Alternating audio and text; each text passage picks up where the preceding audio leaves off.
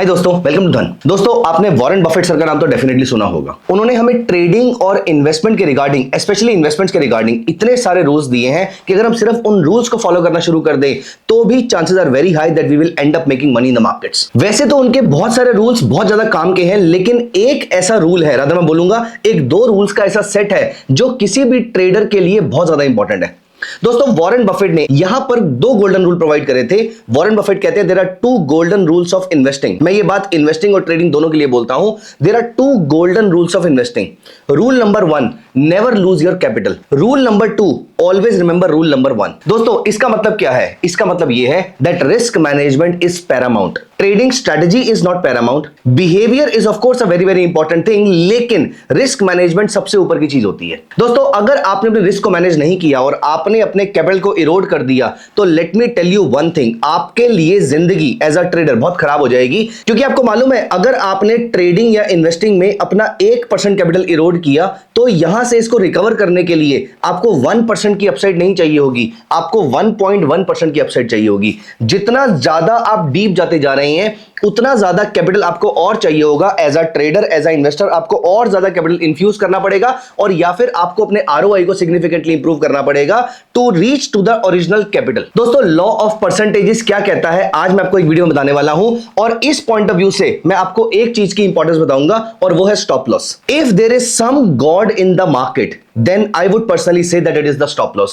क्योंकि भगवान का काम होता है हमें गलत रास्ते पे जाने से रोक देना, यहां पर स्टॉप लॉस भी सेम काम करता है। आई नो मैं थोड़ा सा रिलीजियस बातें कर रहा हूं, आई नो मैं थोड़ी सी फिलोसॉफिकल बातें कर रहा हूं, लेकिन ये बहुत ही इंपॉर्टेंट चीज है। ज्यादातर ट्रेडर्स जो मुझे मीट एंड ग्रीट इवेंट से मिलते हैं, मैंने बोला ज्यादातर ट्रेडर्स, नॉट जस्ट 1 और 2, ज्यादातर लोग या तो स्टॉप लॉस लगाते नहीं है और या फिर स्टॉप लॉस लगाकर उसकी रिस्पेक्ट नहीं करते हैं। मैं अगर कल की भी बात करूं तो I was talking to one of the trader, जहां पर उन्होंने ये बताया कि उन्होंने एक स्टॉक, मैं स्टॉक का नाम नहीं लूंगा, उन्होंने एक स्टॉक 15 रुपए का परचेज किया था। आज वो स्टॉक 11.65 रुपीस का चल रहा है। तो मैंने पूछा कि उनसे स्टॉप लॉस क्यों नहीं लगाया आपने? उन्होंने कहा सर सोचा तो था कि मैं 14 रुपए के आसपास इसको एग्जिट कर जाऊंगा अगर ये लॉस में आता है तो, लेकिन फिर उसके बाद मैंने स्टॉप लॉस को हटा दिया था। मेरा क्वेश्चन ये था तो फिर लगाया ही क्यों था, या फिर वो सोचा ही क्यों था? अगर आप अपनी बात की रिस्पेक्ट नहीं कर रहे हैं तो फिर आप किसकी बात की रिस्पेक्ट करेंगे और फिर आप मार्केट की रिस्पेक्ट कैसे कर पाएंगे? और मार्केट फिर ऐसे लोगों को बहुत ज्यादा पनिश करती है। दोस्तों, वो 14 रुपए वाला जो एग्जिट करने वाला शेयर था वो आज 11.65 रुपीस चल रहा है और अभी भी वो प्रॉपर डाउन ट्रेंड के अंदर ही है। रादर कल ही जब हम बात कर रहे थे तो वहां पर उसने एक मेजर सपोर्ट ब्रेक किया था। In the worst case scenario 14 पे भी अगर उन्होंने बेचा होता तो आज वो कम से कम 11.5 के आसपास उसको बाय कर सकते थे वापस और उनकी एवरेज कॉस्ट भी कम हो जाती। दोस्तों, लॉ ऑफ परसेंटेज एक ट्रेडर के पॉइंट ऑफ व्यू से, एक इन्वेस्टर के पॉइंट ऑफ व्यू से बहुत ज्यादा इंपॉर्टेंट चीज है। क्या कहता है लॉ ऑफ परसेंटेज? आइए मैं आपको दिखाता हूं और मैं आपको एक्सेल पे प्रॉपर कैलकुलेशन करके दिखाऊंगा कि अगर आप कुछ अमाउंट लूज करते हैं, अगर आप अपने स्टॉप लॉस की रिस्पेक्ट नहीं करते हैं और अगर आप कुछ अमाउंट लूज करते हैं तो आपको कितना एफर्ट करना पड़ता है उसको वापस गेन करने के लिए। मैं यहां पर एक ब्लैंक एक्सेल ओपन करता हूं। दोस्तों, यहां पर मैं आपको एक चीज दिखाना चाहता हूं। सबसे पहले हम मान लेते हैं कि आपके पास इनिशियल कैपिटल थी 1 लाख रुपए की। तो यहां पर आपके पास 1 लाख रुपए की इनिशियल कैपिटल थी। आपको कुछ लॉस हुआ, कितना हुआ? Loss percentage was let us से 10%। अब यहां पर लॉस का अमाउंट कितना हुआ? Equal to 10% multiply by 1 lakh, तो 10,000 रुपीज का लॉस हो गया। अब यहां पर अमाउंट बचा कितना? आपके पास अमाउंट बचा 1 लाख में से आपने 10,000 रुपीज माइनस कर दिया, 90,000 रुपीज बचा। अब यहां पर देखिए कितना percentage gain is required to reach to the same original 1 lakh rupees. तो यहां पर इक्वल टू आपको 10,000 रुपीस कमाने हैं on an investment of 90,000 rupees, और यहां पर इसका मतलब यह है कि आपको 11.11% का आरओई अब कमाना है on an investment of 90,000 rupees, तभी आप वापस 1 लाख पे पहुंच पाएंगे। तो यहां पर देखिए, क्योंकि इक्वल टू 90,000 को अगर मैं 11.11% के रिटर्न से मल्टीप्लाई करूं तो यहां पर मेरा कैपिटल वापस 1 लाख रुपए पे आ जाता है। इसका मतलब यह है, इसको एक बार डिटेल में समझ लेते हैं। अगर आपके पास 1 लाख रुपए थे और आपने 10% कैपिटल अपना लूज कर दिया, आपका 10,000 रुपीज का लॉस हो गया, आपके पास बचे 90,000 रुपीज। अब आपको 90,000 पे 11.11% का रिटर्न कमाना है टू रीच बैक वापस 1 लाख रुपए। दोस्तों, ये तो थी एक सिंपल सी कैलकुलेशन, लेकिन व्हाट इफ आप इसमें लगातार पैसा लूज करते रहते हैं? तो यहां पर आप नोटिस करेंगे, हम देखेंगे कि अगर आपने 10% कैपिटल लूज किया तो आपको कितना पैसा चाहिए होगा यहां पर रिटर्न गेन करने के लिए, वापस सेम लेवल पे पहुंचने के लिए। अगर आपने 30% पैसा लूज किया तो कितना चाहिए होगा, और अगर आपने 99% ऑफ द कैपिटल लूज कर दिया तो कितने पैसे आपको चाहिए होंगे वापस ओरिजिनल कैपिटल पे पहुंचने के लिए। And you will be surprised to know by the numbers here. दोस्तों वापस हम चलते हैं। अब अगर 1 लाख रुपए आपके पास थे और आपने 20% कैपिटल लूज कर दिया, मतलब 20,000 रुपीज लूज कर दिया, इसका मतलब आपके पास 80,000 रुपीज बचते हैं। कितना गेन आपको चाहिए? 25%। अब आपको देखिए, आपने लूज किया है 20%, लेकिन वापस सेम लेवल पर पहुंचने के लिए आपको 25% चाहिए होगा।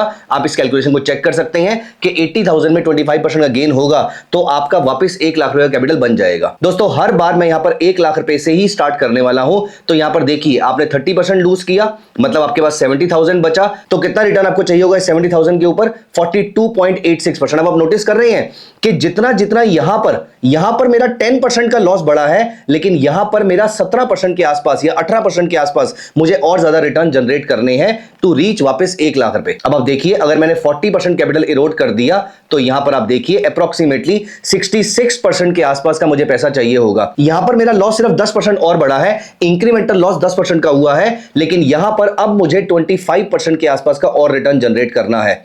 अगर आप 50% कैपिटल इरोड कर लेते हैं तो आपको 100% का रिटर्न जनरेट करना पड़ेगा। इंटरेस्टिंगली, अगर आप 90% कैपिटल इरोड कर देते हैं अपना, तो आपको 900% के आसपास का रिटर्न जनरेट करना पड़ेगा, क्योंकि अब आपका 90,000 का लॉस हो गया है और 10,000 बचे हुए हैं। 10,000 से वापस 1 लाख पहुंचने के लिए आपको उस कैपिटल पे 900% का आरओआई चाहिए होगा। सबसे इंटरेस्टिंग बात, हम में से ज्यादातर लोग 90% स्टॉक गिरने के बाद भी उसका एवरेज कर रहे होते हैं, या फिर हम में से ज्यादातर लोग जब ऑप्शंस की वैल्यू 90% गिर जाती है, हम उसको वहां पर भी एवरेज करते हैं। मैंने बहुत बार ये बात बोली है दैट ऑप्शन बाइंग या option is a downward sticky instrument. अगर हम ऑप्शन की बाइंग कर रहे हैं तो यहां पर एवरेजिंग का कोई स्कोप नहीं बचता है। At least I do not have any trading setup जो मुझे ऑप्शंस में एवरेजिंग करने की सलाह देता हो। दोस्तों मैंने जितनी भी बुक्स पढ़ी है वहां पर भी ऑप्शंस में एवरेज करने की सलाह कोई नहीं देता है। रादर मैं तो इस चीज के भी बहुत ज्यादा फेवर में नहीं हूं। मैं ये नहीं कह रहा कि मैं उसके अगेंस्ट हूं, लेकिन मैं उस चीज के भी बहुत ज्यादा फेवर में नहीं हूं जहां पर हम हर स्टॉक, मैं यहां पर हर स्टॉक की बात कर रहा हूं, हर स्टॉक जो लगातार गिर रहा है हम उसको एवरेज करने के बारे में सोचते हैं। दोस्तों एवरेजिंग में दो गलतियां जो हम सबसे कॉमन करते हैं वो ये है कि हम हर लेवल पे एवरेज करने की सोचते हैं, दूसरा हम हर स्टॉक को एवरेज करने की सोचते हैं, तीसरा ऑप्शन बाइंग भी जब हम करते हैं तो हम उसको भी एवरेज करने की सोचते हैं। दोस्तों ये तीन चीजें बहुत बड़ी गलती हो सकती हैं। ना तो हर स्टॉक एवरेज करने के लायक होता है, ना हर लेवल एवरेज करने के लायक होता है, और ऑप्शंस में तो, ऑप्शन बाइंग में तो हम डेफिनेटली एवरेज नहीं करते हैं। रादर ऑप्शंस में हम एवरेजिंग ही नहीं करते हैं, कॉन्सेप्ट ही नहीं है, क्योंकि option buying downward sticky instrument है, हम इसलिए एवरेज नहीं करते। ऑप्शन सेलिंग एनीवेज एक अनलिमिटेड रिस्क वाला प्रोडक्ट है, वहां पर हम गलत होने पर अपनी गलती मान के बाहर निकल जाना ज्यादा सही है कंपेयर टू उसको एवरेज करना। लेकिन यहां पर 90% ऑप्शन की वैल्यू गिरने पर भी हम उसको एवरेज करते हैं, इस एंटीसिपेशन में कि वो हीरो जीरो ट्रेड बन जाएगा और ये अभी यहां से भागना शुरू हो जाएगा। दोस्तों ये सिर्फ आपका होप है और ये आपका ओवर कॉन्फिडेंस है और कुछ भी नहीं है। अगर आपको एवरेज करना है तो पहली चीज वो अच्छा स्टॉक होना चाहिए, दूसरी चीज वो अच्छा लेवल होना चाहिए। सिर्फ मेजर सपोर्ट के आसपास, फिबोनाची रिट्रेसमेंट लेवल्स के आसपास, किसी चैनल के लोअर एंड के आसपास, बॉलिंजर बैंड के लोअर एंड के आसपास, या फिर आरएसआई के ओवरसोल्ड होने के आसपास, सिर्फ ऐसी जगहों पर एवरेज करने का लॉजिक बनता है। वो भी स्टॉक टू स्टॉक डिपेंड करता है, और ऑप्शंस में एज आई डिस्कस कि वहां पर तो एवरेज करने का कोई सेंस भी नहीं बनता है। लेकिन हम में से बहुत सारे लोग अपने ऑप्शंस की वैल्यू को 99% गिरने के बावजूद 100 वाला ऑप्शन अगर 1 रुपए का हो गया है तो मैं यहां पर भी उसको एवरेज करने की सोच रहा हूं, इस एंटीसिपेशन में कि शायद अब ये 50 रुपए हो जाएगा तो मेरा रिटर्न जनरेट हो जाएगा, मैं अपने कॉस्ट पे वापस आ जाऊंगा। दोस्तों जो 100 वाली चीज 1 रुपए रह गई है तो 1 वाली चीज भी 0 ही होने वाली है, इसका कोई सेंस नहीं बनता कि आप उसको एवरेज करें। एनीवेज हम यहां पर स्टॉक्स, ऑप्शंस, सारे प्रोडक्ट्स की यहां पर बात कर रहे हैं। अगर आपका स्टॉक या अगर आपका कोई भी प्रोडक्ट 99% गिर चुका है तो देखिए उसको 99-100% के आसपास का रिटर्न कमाना पड़ेगा। आपके उस एक वाले ऑप्शन को कितना बड़ा होना पड़ेगा to reach back to its original capital. दोस्तों this is what the law of percentages suggest. आपका अगर 10% का लॉस हुआ है तो आपको वापस सेम कैपिटल पर पहुंचने के लिए 11% से ज्यादा रिटर्न चाहिए होगा। अगर आपका 50% का लॉस हुआ है तो आपको 100% का आरओआई वापस चाहिए होगा, और अगर आपका 90% का लॉस हुआ है तो आपको 900% के आसपास का रिटर्न चाहिए होगा। इतना बड़ा रिटर्न वापस से जनरेट करना is generally kind of impossible thing. मैं ये नहीं कह रहा कि इम्पॉसिबल ही होगा, लेकिन generally it is a very very improbable scenario. इसके चांसेस बहुत कम है, इसकी प्रोबेबिलिटी बहुत कम है, and stock market is not a game of certainties, it's a game of probabilities. तो प्रोबेबिलिटीज को आपके फेवर में रखने के लिए हमेशा स्टॉप लॉसेस को यूज कीजिए, क्योंकि एक बार स्टॉप लॉस करता है तो मैं जिस ट्रेडर की बात कर रहा था जिनका स्टॉक 15 पैसे गिर के 11.5% रह गया है, उनका भी चेक कर लेते हैं। सो 15 माइनस 11.65 डिवाइडेड बाय 15, तो यहां पर हम नोटिस करें तो 22.33% का उस पर्टिकुलर स्टॉक में फॉल आया है। और यहां पर अगर हम ये नंबर डाल देते हैं तो देखिए, अगर उन्होंने 1 लाख रुपए लगाए थे और 22.33% का फॉल हुआ है, तो आज के डेट में उनका जो लॉस हुआ है वो 22,333 हुआ है। अमाउंट कितना बचा है उनके पास? 77,666। अब उनको कितना परसेंटेज गेन चाहिए होगा? 28.76%, मतलब ऑलमोस्ट 30% स्टॉक यहां से ऊपर जाएगा तो ही उनका वापस 1 लाख रुपए बनने वाला है। दोस्तों यहां पर ये उस ट्रेडर की कहानी है। अगर यहां पर वो स्टॉक को 14 रुपीज पे, जो उनका ओरिजिनल स्टॉप लॉस था, अगर वहीं पर निकाल देते तो क्या आपको लगता है कि उनको इतना बड़ा पेन आज बियर करना पड़ रहा होता? तो दोस्तों stop loss is one of the most, I would say utmost important thing in the market. आप ट्रेडिंग सेटअप से भी ज्यादा स्टॉप लॉस में इंपॉर्टेंस दीजिए, because if there is someone in the world that can save you from your bad times, it is God, and if there is someone in the market who can save you from the bad times, it is your stop loss. सो दोस्तों, आप stop loss लगाते हैं नहीं लगाते, एक बार मुझे comments में जरूर बताइएगा। Thank you so much, bye bye, take care of yourself. Investments in the securities market are subject to market risk. Read all the related documents carefully before investing.